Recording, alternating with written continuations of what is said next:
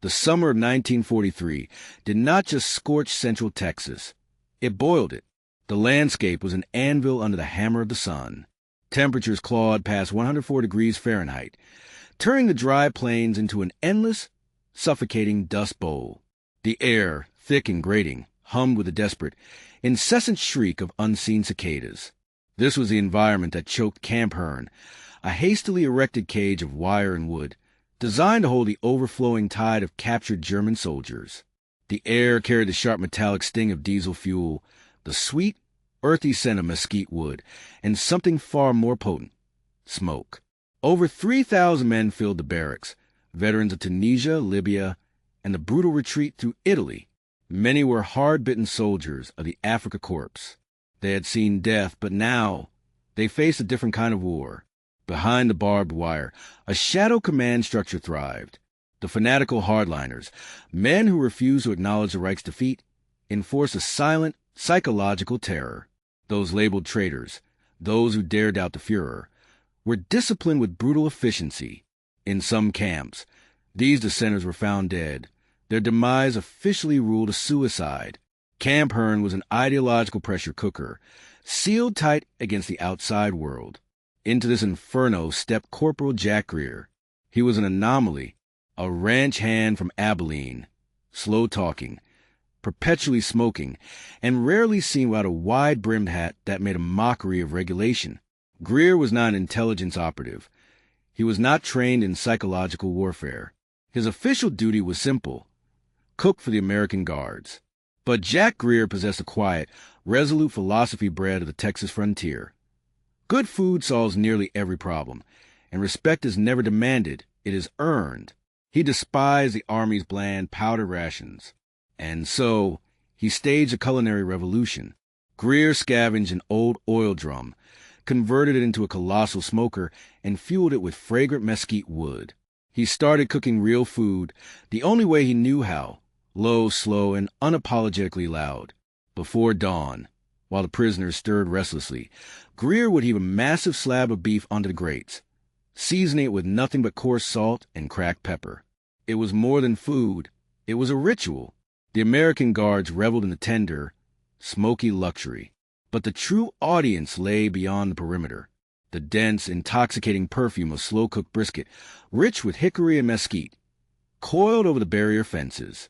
It drifted, an invisible, irresistible cloud, into the compound, targeting the minds and empty stomachs of 3,000 defeated, but not yet broken, German soldiers. This absurdly Texan act of culinary defiance will become one of the most unexpected psychological victories of World War II. While the true war raged, while Lieutenant Carl Hartman maneuvered his Sherman through the bloody chaos of Mortain, attempting to shatter the objectives of Operation Luttich, a different, silent war was being fought thousands of miles behind the lines. By 1943, America held over 400,000 captured German soldiers. Shipped across the Atlantic, far from the shelling that consumed the lives of men like Gunner Earl Bishop and Loader James Ortega, they were housed in sprawling compounds like Camp Hearn. The Geneva Convention ensured safety, even comfort, calories exceeding those rationed to American civilians. But this benevolence was twisted. Behind the wire, many prisoners didn't feel like captives. They felt like soldiers on pause. Their allegiance remained locked on Berlin, on the promise of the Führer, on the illusion of honor. The psychological battlefield inside the fence was fertile ground for fanaticism. Unofficial hierarchies formed rapidly. Nazi party members, particularly former officers, positioned themselves as the camp's true leadership, ensuring the ideological loyalty of the men. Most still believed the propaganda that had raised them. The trouble was well underway. But then came the anomaly. At first it was subtle, an alien scent carried on a hot Texas wind. A deep, savory smoke, fundamentally incompatible with the smell of stale barracks and boiled rations. The Nazi faithful wrinkled their noses in contempt. Some sneered. Others ignored the insult to their rigid discipline. But hunger is a patient enemy. Slowly, surely, the rich smoke, the aroma of fat rendered over slow heat, began to work its way through the rigid framework of dogma and defiance. Hunger, memory, curiosity, whatever the engine, the smoke was a catalyst.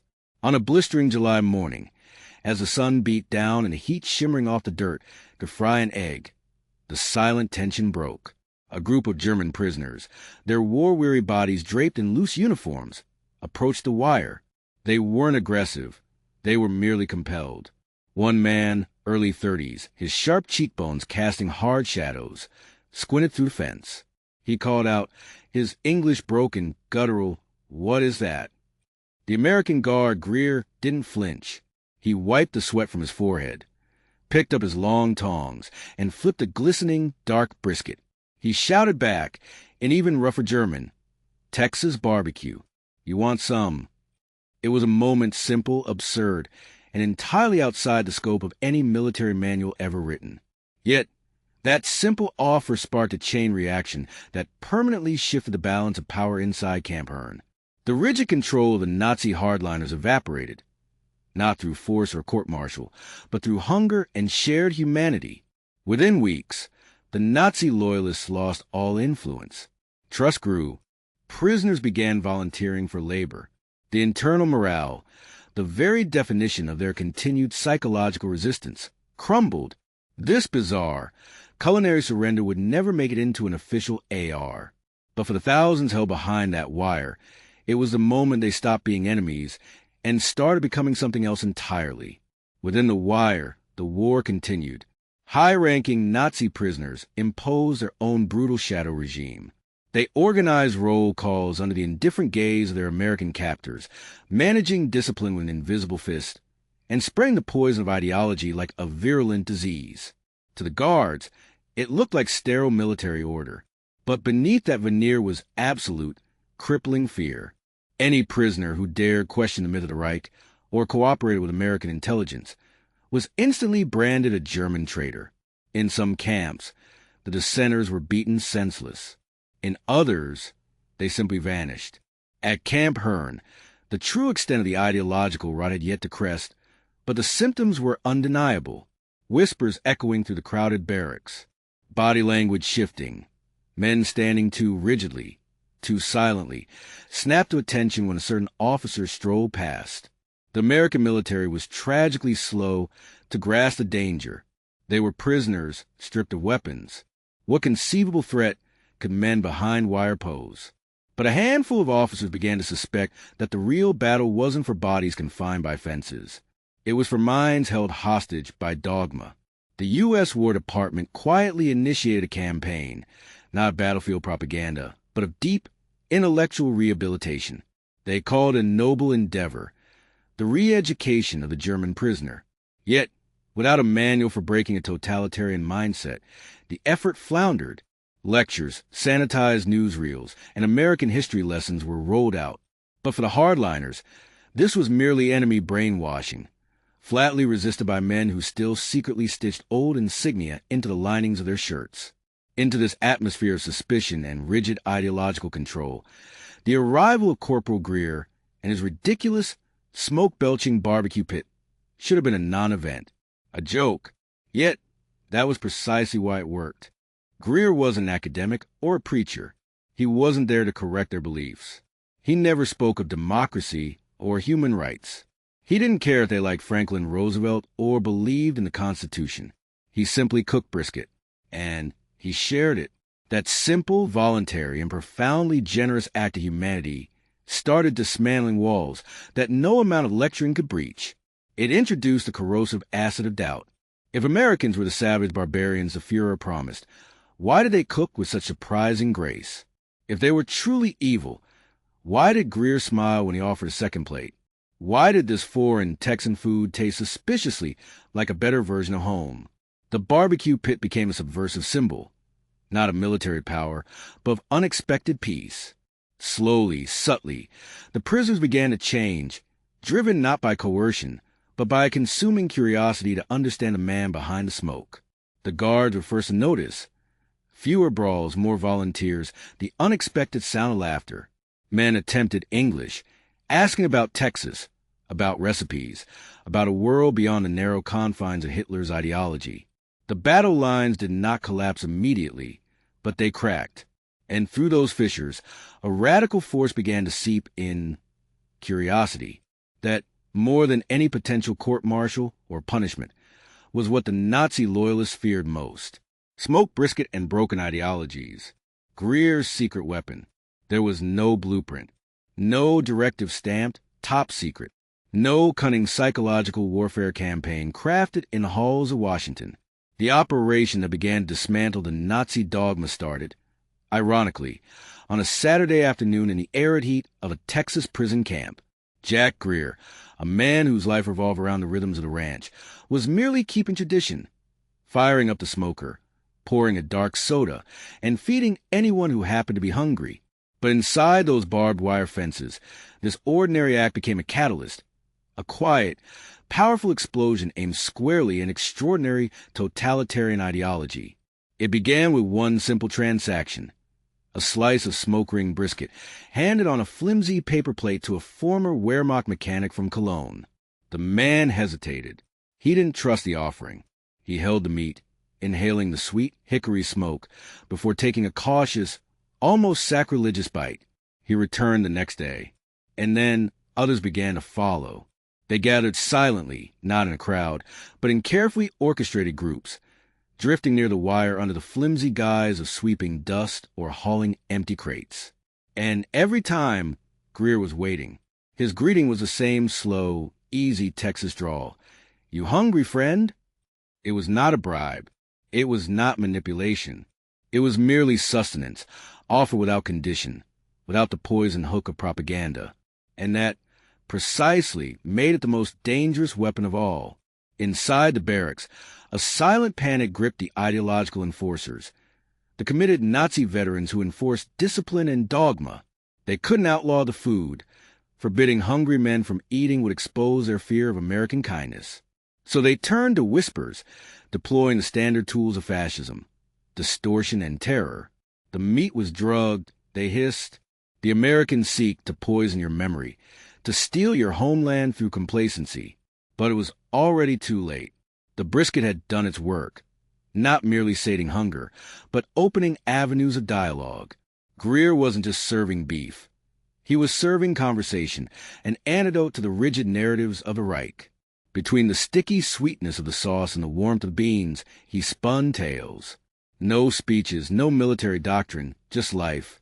Stories of riding out the punishing Dust Bowl, of mending miles of midnight fence line, of the German neighbor Franz, who taught him to ride a stubber mule, and the black cook whose secret made cornbread melt in your mouth.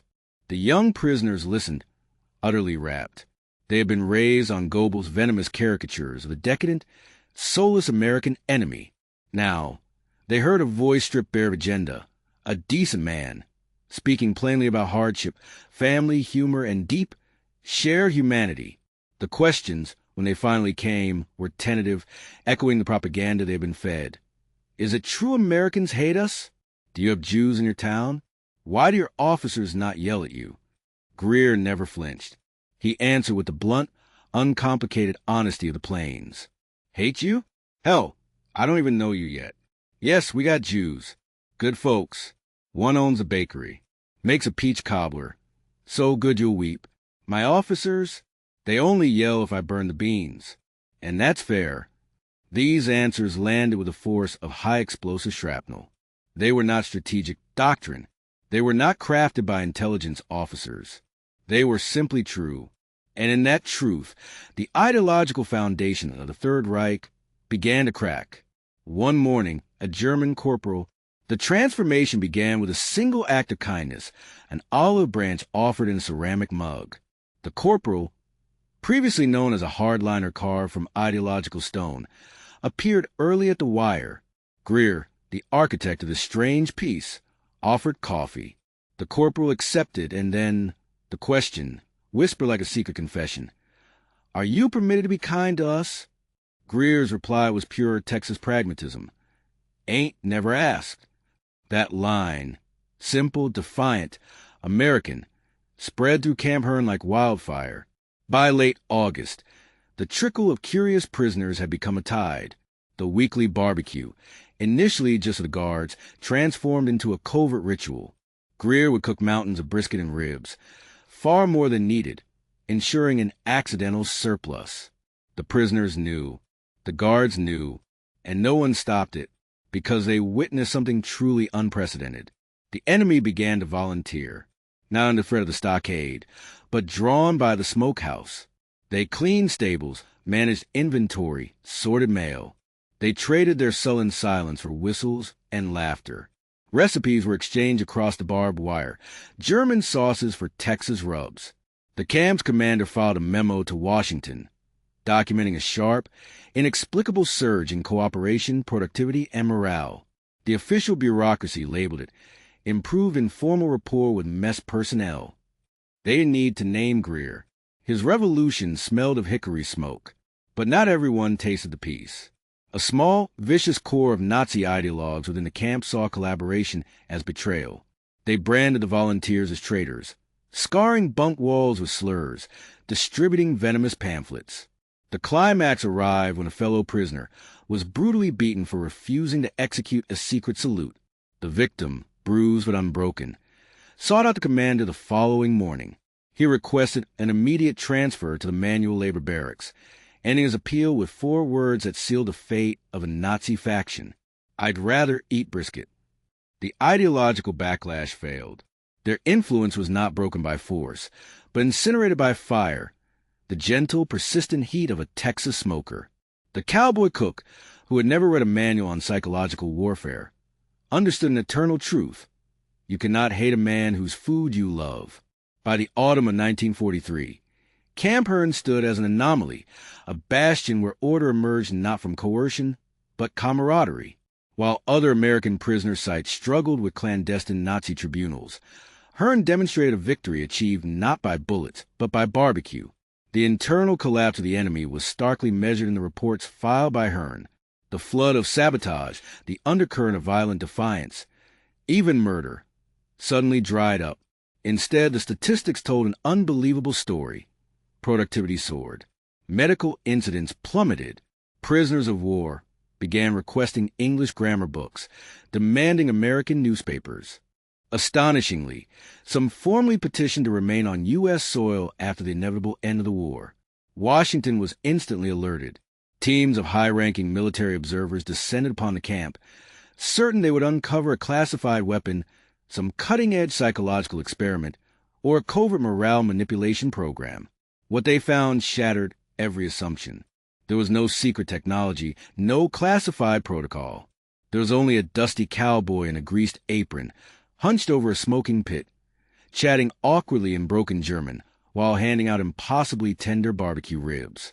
One perplexed officer, an expert in counter-propaganda, cornered the cook. "What is your method, Greer?" The man just shrugged, wiping his hands on the denim of his apron. "I don't serve politics," he drawled. "I serve meat." That simple, undeniable philosophy became infectious. Slowly, organically, the prisoners began to replicate the humanity they were shown. They formed vibrant music groups, volunteered language lessons, and taught one another new skills. One group of hardened tank operators, men who had commanded panzers on the Eastern Front, scavenged scrap wood and built a meticulous model of their mighty war machine, but they painted it red, white, and blue. This was not brainwashing. This was the quiet, unanticipated reintegration of men who had been defined by a military ideology. It was the unwinding of years of fanaticism, achieved not through propaganda films or re-education lectures, but through social osmosis and shared experience. It baffled the command staff. It thrilled the intelligence community. And it absolutely terrified the remaining hardline Nazi loyalists. But the fanatics were dying out. By late October, they were a marginalized minority, viewed not as leaders, but as bitter, impotent relics of a lost cause. The younger prisoners openly mocked their hollow slogans. A dark joke began circulating through the barracks. Asterisk, how do you make a Nazi cry? Give him a plate of beans and tell him it's freedom. Asterisk. Greer never forced the transformation. That was his essential, profound strength. He simply showed up week after smoke-filled week. He cooked, he listened, he talked. Sometimes he pulled a battered harmonica from his pocket and played mournful Texas blues. Sometimes he taught them the secrets of a perfect dry rub. And slowly, those who had once marched under the swastika began asking about baseball. A former sergeant from Dresden became obsessed with the mournful sound of Hank Williams records. A Luftwaffe pilot tried Coca-Cola for the first time and solemnly declared it superior to schnapps. A former SS translator, once known for his stone-faced silence, began translating American folk songs for the men in his barrack. None of this happened by order. It happened around the fire pit. Greer never kept notes. He wasn't trying to make history. But years later, he confided his simple, lasting truth. If you want a man to change, first you got to feed him something he's never tasted, and then make sure he knows it came from someone who sees him as a man, not an enemy. It wasn't long before word of camp. The gospel of humanity preached by the rising smoke of Camp Hearn was spreading. It was an ideological contagion that moved faster than any military doctrine. Prisoners in other facilities requested transfers. Letters, often smuggled or intercepted, painted a surreal picture of the American enemy. One dispatch, snatched from the wires by Army censors, read like prophecy. We were told America was a land of monsters, but today I cleaned out a barn with a black man and a Jew. Afterward, a cowboy fed us meat so tender it simply fell apart. What kind of war is this? The shift was undeniable, even among the American guards. Their shoulders softened. The barbed wire seemed less rigid. A GI scribbled in his wartime journal. These guys aren't Nazis anymore. Not most of them. They're just people who got lost in something bigger than they could ever see. All of it. Every relaxing of posture, every break in the iron doctrine, every crack that appeared in the concrete of hate, traced back to a source no military strategist had plotted. A cook, a smoker, a meal shared across a chasm of blood. By the close of 1943, the War Department had reluctantly labeled Camp Hearn a Model P facility, not for its security, but for its psychological revolution. An internal memo lauded it as the ideal example of natural de-radicalization via cultural exposure and shared ritual. But the men inside the camp used simpler language. They just called it Sunday barbecue, marking the collapse of the Nazi underground. The smoke beat the swastika. By early 1944, the last vestiges of true Nazi control inside Camp Hearn were hanging on by fraying threads. The ideological enforcers, once feared, once respected, had lost their silent war. Their commands were met with shrugs. Their slogans were mocked outright. Younger men no longer offered the furtive, secret salute. Some dared to roll their eyes as the old guard shuffled past. But cornered animals do not yield quietly. The die-hard saw the signs. Their countrymen joking with American GIs, reading Mark Twain, tapping their boots to illegal swing music, learning the bizarre rules of baseball. And always they smelled the brisket. Every week. That smoker puffed away like a locomotive of peace, pulling more and more prisoners out of the cold grip of fear and into the warmth of curiosity. To the committed hardliners, this was humiliation of the highest order. It wasn't just a meal. It was utter, complete betrayal. They plotted one final, brutal act. A message had to be etched in blood, a warning designed to reassert dominance, punish the soft, and remind the others precisely who they were supposed to be. Their target was a young soldier named Emil Kraus. 22 years old, hailing from Stuttgart, Kraus had been a loyal soldier until he tasted the smokehouse flavor. He was among the first to volunteer for labor duty, the first to joke with the Americans, the first to ask questions that forced the old officers to look away. His fatal mistake? He brought Greer a gift, a hand-carved wooden spoon. One cold night in March, Kraus was ambushed and they found him face down in the frozen slime of the latrine ditch, beaten until he was unrecognizable. Kraus, once a defiant pillar of the camp's resistance, was now just a broken shadow, left for dead by his own extremist comrades. But the morning light did not bring shame. It brought revolution. The silence that had protected the fanatics shattered. The news spread like a shockwave through the barracks. Guards and inmates heard the same story before sunrise. This time, the prisoners did not retreat into fear. They rallied around Kraus, carrying his battered body to the infirmary. They named names. They detailed the brutality. The conspiracy, shielded for years by intimidation, was now exposed to the blinding light of truth. Within hours, The ringleaders were dragged into solitary confinement. More would follow. The Nazi underground, a regime within a regime, was broken, not by Allied intelligence or armed intervention, but by the quiet, collective rejection of the men they sought to control. It was not a violent uprising. It was a profound, suffocating exhale of relief. That night, Greer stood late by the billowing smoker, tongs gleaming in the firelight. When a guard asked if he was all right, Greer looked deep into the smoke. He hadn't changed them with food, he explained. He had given them permission to look past the dogma, permission to see themselves outside of the regime, permission to be hungry for something more substantive than victory, permission to be hungry for dignity. Camp Hearn entered a revolutionary new phase. The stiff arm salutes vanished. Barracks began requesting American jazz and literature. Men who once whispered their doubts now openly condemned the Reich. The ideological dam had burst. And then came a gesture that defied all logic. In April, months away from the actual holiday, a group of German prisoners organized a Thanksgiving dinner. They scrounged potatoes, stale bread, and canned goods. They asked Greer for his fire. He didn't just lend the smoker. He taught them how to master it. That Sunday, prisoners and guards sat side by side. No rifles, no shouting, only shared laughter, shared plates, and the smell of collective grace. Kraus, Scar Behold, raised a chipped mug of weak coffee.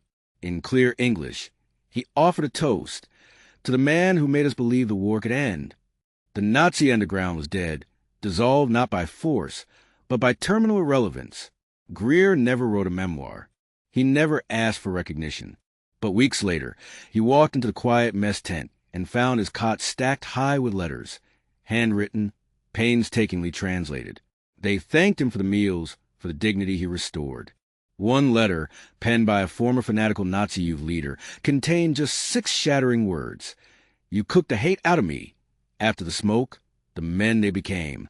But the camp's small victory did not halt the colossal machinery of global conflict. The war, of course, raged on. In Europe, the Allied tide crested across Europe, pushing relentlessly through the shattered landscape of France. Soviet steel hammered Berlin's gates from the east. And in the choking darkness beneath the capital, in April 1945, the architect of the Thousand-Year Reich, Adolf Hitler, once perceived by many in Camp Hearn as a demigod, took the coward's final exit in a crumbling bunker. But the war had already ended for the men in that dusty corner of Texas. Something deeper than mortar fire had struck months earlier, the death of faith, the core tenets, the belief in Nazi supremacy, the dogma of total loyalty, the ingrained shame that capture meant weakness, all had dissolved into dust and smoke. In its place bloomed a fragile, revolutionary humanity. By the time the Allied world celebrated victory in Europe, the prisoners of Camp Hearn were not the same men who had marched out of North Africa. Their captivity, guided not by fierce propaganda, but by the relentless, quiet heat of one man's fire pit, had rewritten their worldview. When repatriation began, hundreds of German POWs boarded trains, their emotions a toxic blend of hope and crushing dread. They were returning to a shattered homeland, a nation unrecognizable. Yet, in their pockets, they carried strange relics of the enemy. Smudged barbecue recipes scribbled on paper napkins, rough sketches of Texas horses, American slang noted down phonetically. One man, daringly, carried away a broken shard of the smoker's chimney cap, a piece of industrial archaeology. Corporal Jack Greer, the heart of the transformation, refused the sentimentality of the farewell. He stayed rooted behind the mess hall, his back turned, scrubbing stubborn grease trays, muttering about regulation-defying, overcooked beans. No handshakes, no goodbyes. But the departing men left their epitaphs carved into bunks, scrawled in letters. One simple note, taped defiantly to the mess hall door, cut through the official history. You treated us like men, not monsters. We won't forget. And they did not forget. As West Germany began its miraculous rebuild years later, several former Camp Hearn prisoners wrote desperate letters to American officials, seeking permission to cross the ocean again, this time as immigrants. They succeeded. 2 open restaurants. One ambitious entrepreneur established a ranch-themed steakhouse in Hamburg and named it simply Jack's Fire. Perhaps the most profound transformation belonged to Emil Kraus, the young man once brutally beaten by Nazi loyalists. He became a schoolteacher in Dusseldorf. His curriculum proudly incorporated the lessons of American civil rights. In his desk drawer, he kept a single, faded photograph of Greer. When asked why, Kraus would answer, his voice steady, "That man gave me my second life. I only fought in the war. He ended it for me." Jack Greer, meanwhile, slipped back into the quiet dust of Texas. He rejected the commendation. He refused a promotion. He said no to an offer to train military chefs in morale-based strategy. He simply went home, found work fixing windmills, and bought a new smoker. When people sought him out years later, asking if he planned this quiet revolution, if he'd known the profound depth of his actions, Greer would offer only a small, wrinkled smile. "I planned on feeding hungry men," he'd say. Turns out that was enough. He never married. He lived alone on a small ranch outside Abilene. Yet, he was never truly alone. Letters kept coming relentlessly. On birthdays, on Christmas, on the anniversaries of VE Day. Sometimes written in halting English, sometimes in fluid German. One letter from a former Africa. The silence of peace finally claimed Jack Greer in 1981. No monument marked his grave. No screaming headlines accompanied his passing. But his quiet legacy, cast in the memory of Woodsmoke, was already carved deep into the history of the war. Decades later, a historian sifting through dusty archives, including the meticulous error as filed by men like Lieutenant Carl Hartman after the desperate defense of Mortain, stumbled upon an anomaly. It wasn't about the tanks rolling relentlessly toward Avranches during Operation Luttich. It was about a man, a fire pit, and the taste of redemption. Veterans from both sides, Germans who had marched under the swastika and Americans who had hunted them, spoke in hushed accounts of the barbecue cowboy. What unfolded at that remote Texas camp was not merely a war story. It was a profound, silent reversal of fortune. The single fire pit, one man, and 3,000 prisoners became the unlikely crucible where ideology met aroma. While Gunner Earl Bishop sighted his main gun, and loader James Ortega wrestled heavy shells through the chaos, and driver Tony Vitelli navigated terrain littered with shrapnel, Jack Greer battled hatred not with firepower, but with flavor. In a war defined by unimaginable brutality, by firebombs and systematic genocide, it is easy to forget the quiet truth. Sometimes the most powerful weapon in the human arsenal is kindness. Greer didn't hold a rifle. He didn't study the enemy's psychology. He simply stood over the pit, tending to meat, and invited men raised to see him as inhuman, to sit down at the edges of his fire. The Nazis sought to dehumanize, to strip away identity until all that remained was obedience and ideology. But one cowboy in Texas performed the opposite miracle. He reminded them of flavor, of music, of sunlight, of laughter, of the primal connections of shared food. The aroma of slow-cooked brisket became a bridge across the moral chasm. We often believe wars are won only where the tanks clash, where Lieutenant Carl Hartman issues his commands, or where poor discipline demands a swift court-martial. But sometimes they are won quietly behind barbed wire, with tongs in hand and the smell of smoke defeating hate. 3,000 prisoners walked out of Camp Hearn profoundly different than they arrived, not because someone shouted at them, but because someone fed them. This is the enduring, silent testament of the war. Because sometimes smoke does more than rise. It heals.